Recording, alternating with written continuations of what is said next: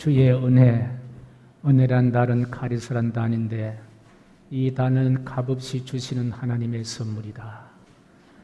지난 모든 세월들 주님의 은혜로 값없이 하나님의 보호하신 바에게까지 살아왔습니다. 우리의 가정을 하나님께서 값없이 천군 천사 보내시고 지켜주시고 우리의 기업들, 우리의 자녀들 하나님이 도와주시고 때로는 주저앉고 싶은 절망과 좌절 가운데도 일어나라. 다시 시작하는 거야. 다시 일어나서 달려가자. 이렇게 세워주신 다정하신 하나님. 그 하나님의 은혜로 지난 6개월 동안 살아왔습니다. 회상하건대 모든 것이 주님의 은혜다. 순식간 숨을 들이쉬고 내쉬는 순간을 순식간이라고 합니다. 숨을 내쉬는 것도 주님의 은혜, 숨을 들이쉬는 것도 주님의 은혜.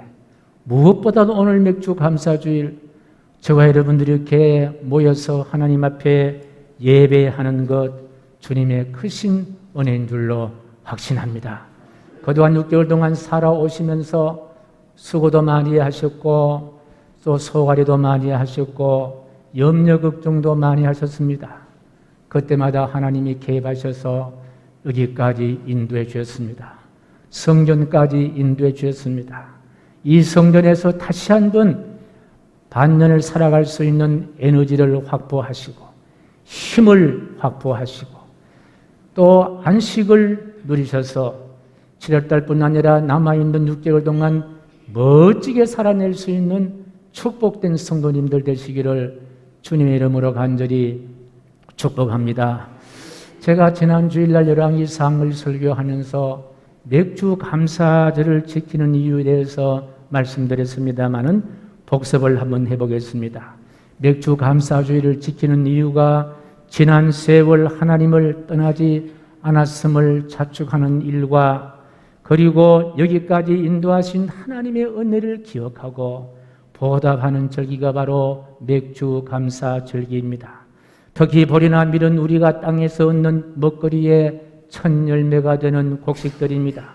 그 첫 열매들은 우리의 생명을 이어가는 먹거리가 되는 양식들입니다. 바로 그 첫 먹거리인 양식의 씨를 심는 농부의 헌신을 받으시고 싹이 나게 하시고 꽃이 피게 하시고 열매 맺게 하신 그분은 바로 전능하신 하나님, 그 하나님의 은혜를 기억하고 보답하리라. 그렇게 지키는 절기가 바로 맥주 감사 절기입니다. 그래서 절기를 지키는 것은 지난 세월 하나님의 은혜를 잊지 않고 기억하겠다는 그와 같은 뜻을 담고 있고 이 하나님의 은혜, 청량할 수 없는 하나님의 사랑 그리고 하나님의 긍휼 우리는 갚을 길 없기에 자원하는 마음으로 마음과 정성을 모아 하나님께 감사의 예물을 준비하는 그런 절기가 바로 맥주 감사 절기입니다. 나를 향하신 하나님의 은혜를 기억하며 거기에 감사의 마음을 담고 우리를 향하신 사랑을 생각하며 빚진 자의 정성을 담고 날 위해 십자가에 돌아가신 갚을 수 없는 긍휼의 억만분의 1이라도 보답하리라. 그런 결단으로 물질을 담아 부모님을 대접하듯 하나님을 섬긴다는 마음으로 드리는 절기가 바로 맥주 감사 절기입니다. 저는 오늘 읽은 이 본문 열왕기 하서에서 처음 만난 보리떡이 소개됨을 봤습니다. 처음 만든 떡이니 아마도 그의 첫 번째 수확한 보리로 만든 떡일 것이다. 첫 번째 수확한 보리란 곡식으로 만든 떡입니다. 자, 이 첫 곡식으로 빚은 떡을 주의 종 엘리사에게 가져옵니다. 당시 엘리사는 하나님의 말씀을 가르치는 지금의 목회자와 같은 사역을 감당하는 것으로 농사를 짓지 않았기 때문에 교인들이 주는 그와 같은 곡식으로 연명을 해나간 그와 같은 사명을 가진 자입니다. 바로 그 엘리사에게 첫 곡식으로 빚은 떡 20명분과 그리고 채소 한 자루를 가져옵니다. 누가 가져왔는지 농부의 이름은 밝히지 않습니다. 그러나 바알 살리사에부터 왔다 지명만 밝히고 있는데 참으로 아름다운 미담이요 아름다운 그와 같은 광경입니다. 이 아름다운 장면을 통해서 오늘 우리가 지키는 맥주 감사절의 의미와 그리고 성찬식의 귀한 의미를 함께 나누기를 소원합니다. 저는 이 열왕기 하스를 읽으면서 오늘 맥주 감사 주일이고 또 이래 성찬식도 같이 해야 하는 것과 같은 주일인데 열왕기 하스에서 과연 이런 본문을 찾을 수 있을까 고민하면서 열왕기 하스를 읽어가는데 오늘 본문을 만났습니다. 얼마나 이 본문이 감사한지요 하나님의 은혜다 생각을 해봅니다. 첫 번째로 이 아름다운 장면을 통해서 저는 맥주 감사 주일과 성찬식의 귀한 의미 세 가지를 찾아봅니다. 첫 번째입니다. 첫 번째 말씀 같이 시작. 하나님의 은혜를 기억하는 신앙의 마음. 한 번 더 읽습니다. 시작. 하나님의 은혜를 기억하는 신앙의 마음. 당시에는요 비가 오지 않았어요. 열왕기 상하를 읽으면요 3년 6개월 동안 비가 오지 않고 가뭄이 들었다고 했습니다. 그러니까 이 3년 6개월이나 비가 오지 않기 때문에 곡식을 심어도 삭이 날 수가 없는 거예요. 가을에 대해서 추수 계절이 왔지만은요 추수를 하면 다 빈 그와 같은 빈 알맹이밖에 없는 그와 같은 상황입니다. 기근이었습니다. 먹거리가 없는 상황이었습니다. 사람들이 아무리 씨앗을 뿌리지만 한 톨의 추수도 할 수 없다는 사실을 너무나 잘 알고 있습니다. 그런데 이 어느 한 농부가 추수 때에 추수를 할 수 있는 곡식을 얻은 거예요. 풍성하게 얻지는 못했지만 한 톨의 곡식도 하나님의 도우심이 아니면은 추수할 수 없다는 사실을 뼈저리게 경험하면서 내가 이 추수를 할 수 있는 것은 바로 하나님의 은혜다. 그 하나님의 은혜를 기억하고 하나님의 은혜가 너무 컸기에 자신의 이름을 드러내지 않고 오직 하나님께만 영광을 돌리며 추수한 보리로 떡을 빚어 나눌 수가 있었겠다 생각을 해봅니다. 이 아름다운 마음씨에는 하나님을 향한 하나님의 은혜를 기억하는 신앙의 마음이 있어서리라. 두 번째입니다. 같이 시작. 하나님의 사랑으로 이웃과 함께하는 사랑의 마음.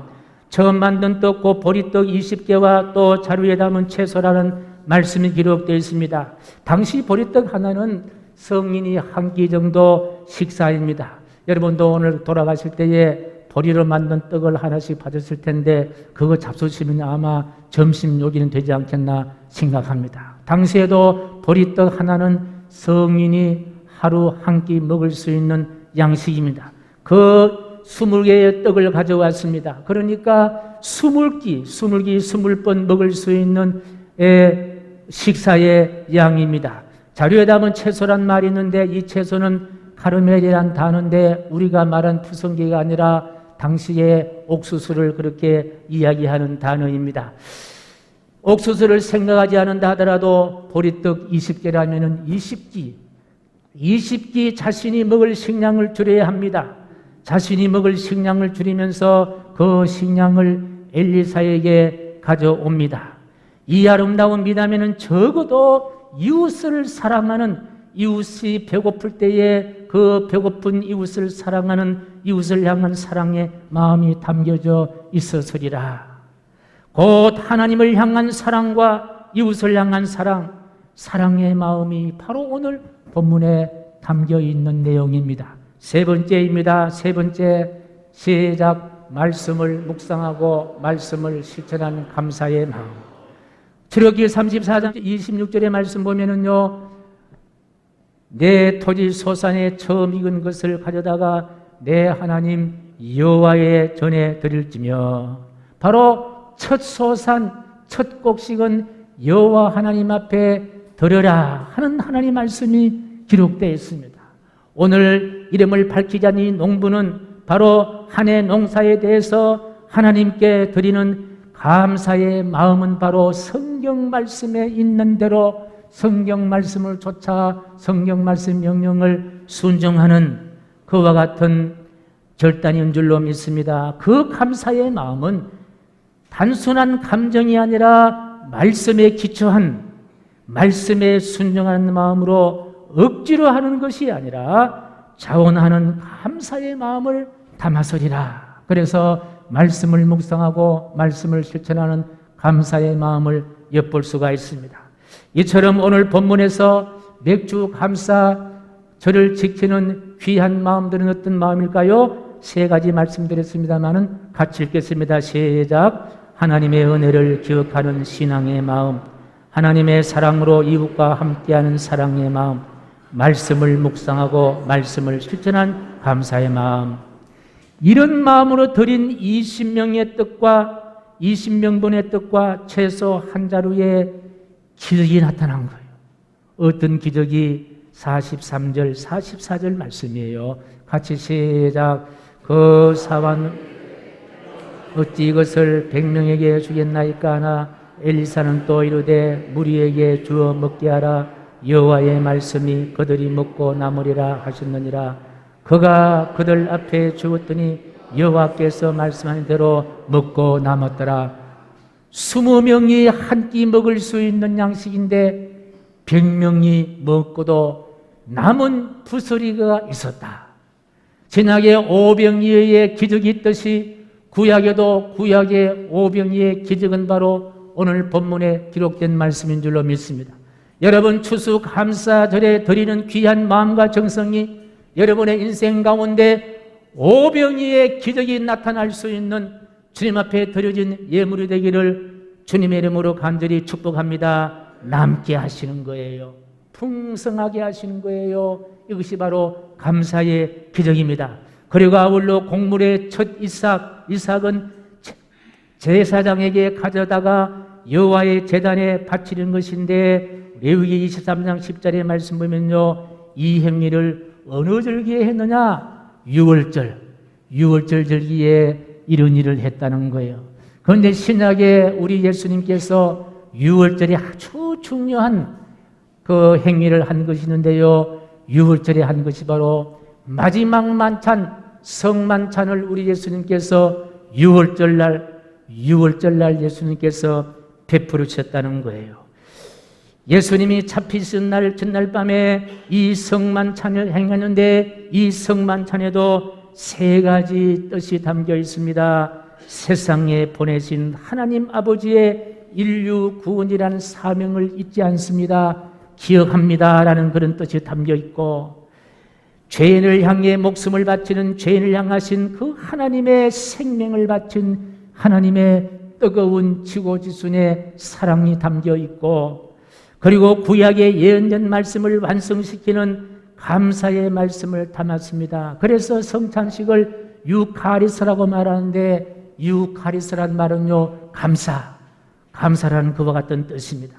오늘 우리는 맥주 감사절은 신약의 성찬식과 동일한 의미가 있다는 사실을 우리가 익히 알 수가 있습니다. 우리가 드리는 맥주 감사는 감사의 첫 열매를 하나님께 드리는 이 감사의 열매고, 신약에 드리는 성찬식은 구원을 위한 부활의 첫 열매를 하나님으로부터 받는 은혜의 열매인 줄로 확신합니다. 내가 드리는 감사 열매에 하나님은 영생 복락을 누릴 수 있는 은혜의 열매를 허락하여 주신다. 이렇게 볼 때에 맥주 감사는 감사를 말하는 성찬에 대한 성찬의 감사가 완성되는 감사예요. 맥주 감사절은 우리가 하나님을 향한 감사를 표현한 열매라면은, 성찬식은 우리가 드리는 감사를 받으시고 그 감사 속에 영생 복락을 누릴 수 있는 하나님의 생명, 예수 그리스도의 구원의 놀라운 생명을 다시 되돌려 주시는 맥주 감사와 이 성만찬은 뗄래야 뗄 수 없는 그와 같은 아름다운 관계임을 우리는 알 수가 있습니다. 결과적으로 오늘 본문의 첫 열매가 하나님께서는 20명이 100명의 양식으로 만드는 기적을 베푸셨고, 우리가 받는 성찬은 예수님께서 친히 베푸신 하늘의 양식으로, 이 양식을 받는 자는 영생 복락을 누릴 수 있는 하늘의 떡과 하늘의 음료인 줄로 확신합니다. 사랑하는 성도 여러분, 오늘 성찬과 맥주 감사절을 통하여 간절히 축복합니다. 여러분의 영혼이 잘 되기를 축복합니다. 범사가 잘 되기를 축복합니다. 가정이 화목하기를 간절히 축복합니다.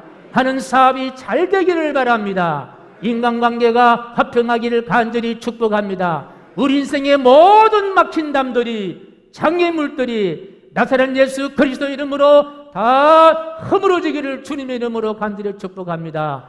우리의 가슴 속에는 감사가 샘처럼 넘쳐나오고, 그리고 성찬을 받으면서 우리의 목적과 비전은 새하늘과 새 땅을 향하여 나가는 희망의 사람이 되시기를 주님의 이름으로 간절히 축복하면서 요한복음 6장 35절 말씀을 마지막으로 읽습니다. 같이 읽습니다. 시작. 예수께서 이르시되 나는 생명의 떡이니 내게 오는 자는 결코 줄이지 아니할 터이요 나를 믿는 자는 영원히 목마르지 아니하리라. 아멘.